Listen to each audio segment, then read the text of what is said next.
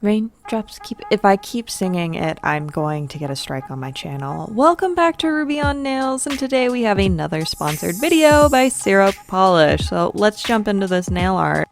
To start things off, I'm going to be using my Besame Cosmetics Smoothing Base Coat. I have really been enjoying this. This is definitely a new favorite of mine, and it does not smell like nail polish. It smells like vitamin E oil, but I love that smell. I am going to be using Concrete Jungle as my base color, and I'm going to be applying 2 coats of this so we get a nice, smooth, and even and opaque base for our gradient, which we'll be doing next, because you know I love gradients and try to incorporate them in everything I do. Now, my whole inspiration for this look is Raindrops, because I got some really cool vinyls, but it's also the start of the Pacific Northwest's rainy season, and I cannot wait. This summer cooked me alive, and I am so ready for some colder weather. Once my base color is good and dry, I'm going to apply some protective peel around my cuticles just to make sure that everything is good and protected. I try to get this as close to the color without touching it as I can. If it touches the color and you haven't applied a top coat, it will peel up that color, especially if you use a peely base coat. Oh my god, how many times can I say peel in a row? But I try to get it good and close so I have as little cleanup as possible. While that dries, let me show you what colors we're using today. We're going to be using DeKalb Pool, Drinks by the Pool, and Concrete Jungle, all from Syrup Polishes. And of course, there's a BMO hair stuck to my thumb because it's shedding season. Gotta love that for us. I'm just going to be placing Concrete Jungle closest to the cuticle, then I'm going in with Drinks by the Pool, and then I'm going to top that off with DeKalb Pool. I'm making sure that I am keeping this about the length of my nail because I don't have long nails anymore and I can't use the entire sponge. So I'm really making sure to concentrate that color towards the end of my sponge. For this particular color combo, I only needed to sponge on 2 coats. The polish that I used today was fairly opaque and they work really well together. They're kind of all in the same family of cool tones, so sponging it on was really easy.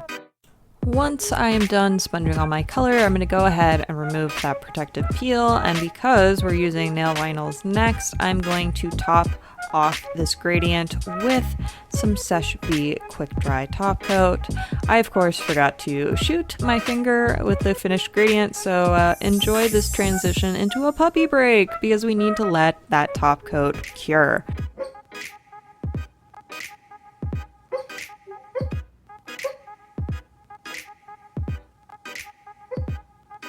That is literally the cutest thing I've ever seen, and these were the loudest sleepy porks she's ever done. I was so happy to get this on film. Now that your heart has been thoroughly melted, it's time to move on to nail art, even though we've been doing nail art. These are the nail vinyls that I picked up from What's Up Nails. They are very cute little teardrops in a variety of sizes, so you get the feeling that it's raining, and because I'm in the nub club now, I'm cutting this vinyl in half. Because, you know, save on cost. You don't have to use the whole thing. Might as well make it work for multiple nails. After cutting my vinyl in half, I'm just going to go ahead and place it on the nail like normal.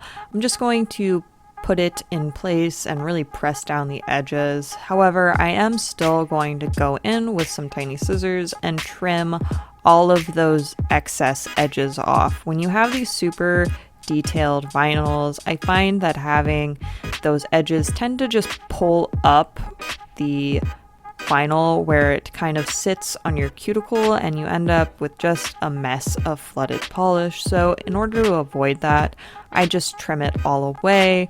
Yeah, it can look a little awkward and sometimes it's a little hard to pull the vinyl away. However, this avoids a lot of cleanup and it allows for a cleaner design in the end. So it's kind of a give and take thing. Once those edges are cleared away, I'm just going to go in again and really press everything down. I just want to make sure that my design is good and clean, because some of the colors that I use tend to be very pigmented and are a little difficult to wipe away with a cleanup brush and some acetone. It just makes things so much simpler. Once my vinyl's in place, I'm going to go in with I'm Here, which is a dark royal blue shimmer. I'm just going straight in from the brush. You can go in with a sponge if you'd like. However, because I'm just using one color and it's pretty opaque in one coat, I'm not worrying about sponging it on today.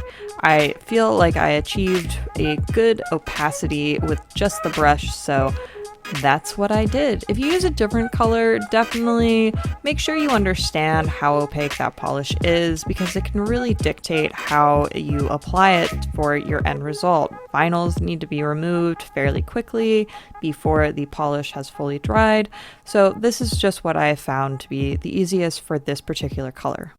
After revealing the design, you can see there's still a couple of spots where cleanup is necessary. However, because I took the necessary precautions early on, there's very little that needs to be done, and I can just go ahead and top this off with my Seche Vite Dry Fast Top Coat. I really like how this looked, and once it's sealed away, it's all done.